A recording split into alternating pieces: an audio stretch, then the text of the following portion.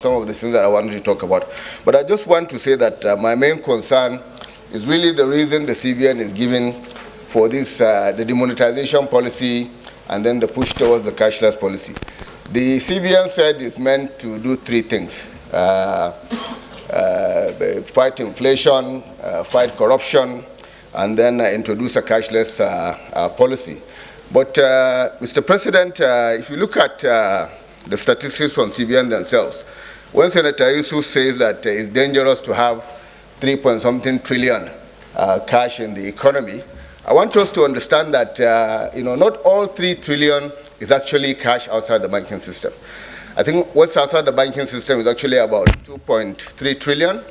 And with what the CBN is telling us in the last week that they have mopped up 1 trillion, it means only about 1.2 trillion is left.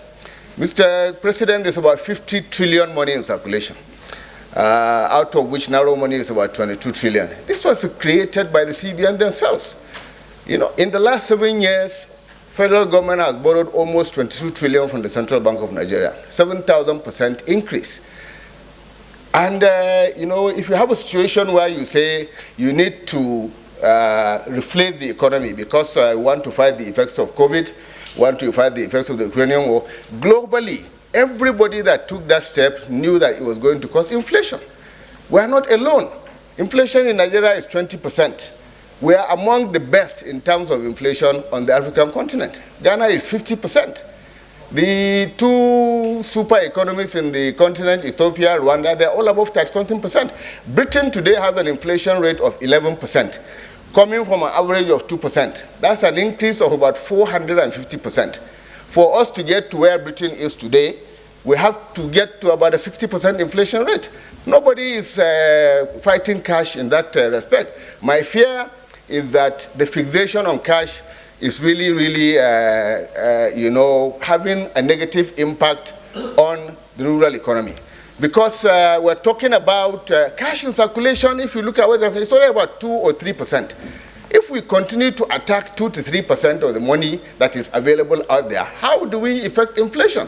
If what they are saying is true, Mr. President, by end of this month, with what they have mopped up, we should see at least a 7 percentage point in inflation rate. If it doesn't happen, then we should take out inflation as one of the reasons that we are introducing this cashless policy. Secondly, Mr. President, if for 10 years we have introduced a cashless policy, and we still have so much money outside in circulation, and then we are touting our position in the digital transfer world and whatever, it means that the two can coexist hand in hand. Yes, we have been successful, we have moved so much transactions onto digital, and yet these people are still, you can't force people out of what they are used to. And when the report says that, it has been incentivized, there's no incentive. Every time the CBN comes out to address this question, it's always being punitive. We are putting penalty on this. You cannot force people to do that. Nobody forced Nigerians to embrace the mobile phone culture. But now almost everybody has a mobile phone. And in the same vein, Mr. President, if we try to force people to do something that they are not used to, it just creates a black market. It creates an economy. Right now, I have a letter from POS operators. There are 1.4 million POS operators in Nigeria and counting. They are making a living out of providing cash, out of filling in the gap that banks have failed to do in the last 15 years. Because CBN has failed to meet its financial inclusion target. Now, in one fell swoop, we're taking them out of business. 1.4 million people. Between the police, the immigration, civil defense, we have barely managed to create 30,000 jobs in the last 7 years.